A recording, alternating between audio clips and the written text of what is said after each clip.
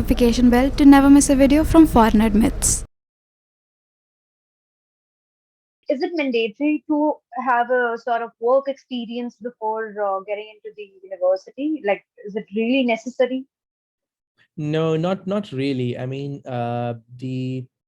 so the different type of courses, right? Like some courses which go into the depth of a specific subject, like CS or data science, and then there are some which kind of span the breadth, like things like IS, information systems or information management. So if you're joining one of those courses which goes into the depth, they won't really care about your past experience.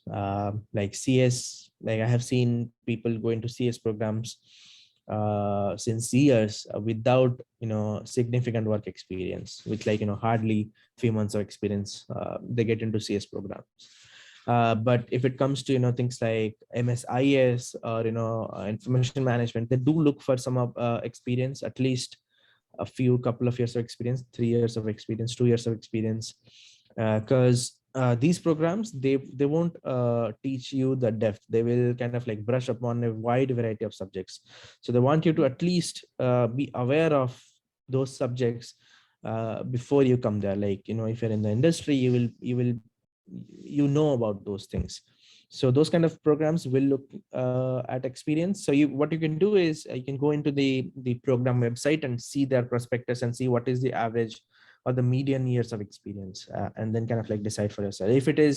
If the median years of experience is say more than 5 years, then definitely get some experience. If it is say like 2 years, then you may be able to join that program without any experience. So the next question is like, what were the scholarship options that you were trying to, avail while you have planned to, get an admission to a university?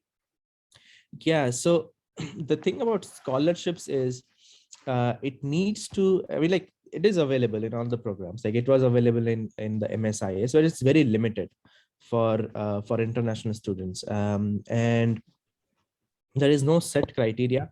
So many times they will ask you to write an essay, and by the time I submitted my essay, like I was pretty much done with the entire application process, and I didn't want to again put in an effort to kind of like how much effort goes into like writing SOPs, LORs and things like that.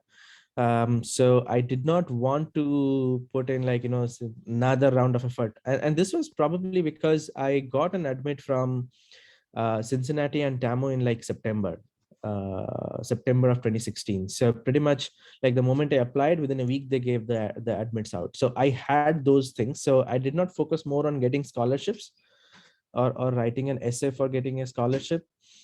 But it is an option. The only caveat to that is the scholarships are mostly available to the flagship program of that particular school.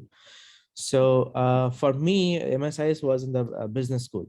Like it's kind of like a joint thing, but it's mostly the business school which owns the program and everything. So, and the flagship program of the business school is MBA, right? Okay. So a lot of their scholarships are available to MBA students, and there's also PhD. So a lot of our professors were also teaching in PhD programs. So they already had their RAs and TAs with them. So we did not have any RATA opportunity in our program.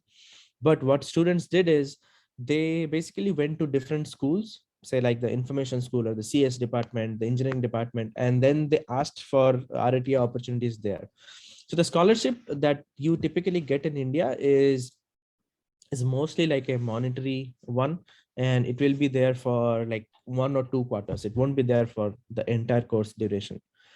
And once you are done with that, then you need to find more scope, right? Like what you want to do. Do you want to do like a TA, RA? Do you want to do like a part-time job? Like most of us did like a part-time job, but that takes away time, right? So that is something that students need to be aware of a little bit, because it takes a lot of time away from your like your daily available time, right? Like because here you have to also consider there is no concept of like a buy or a cook to come and clean your house and make food for you. So you do that all by yourself.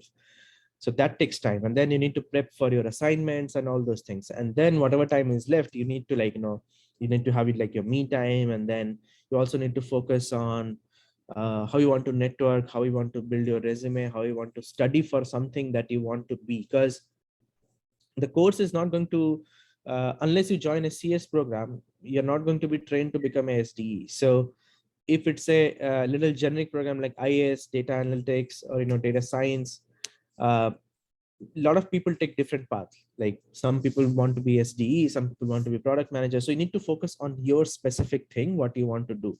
That will need time. So something to keep a note of while looking for things like part-time jobs or RA and TA opportunity.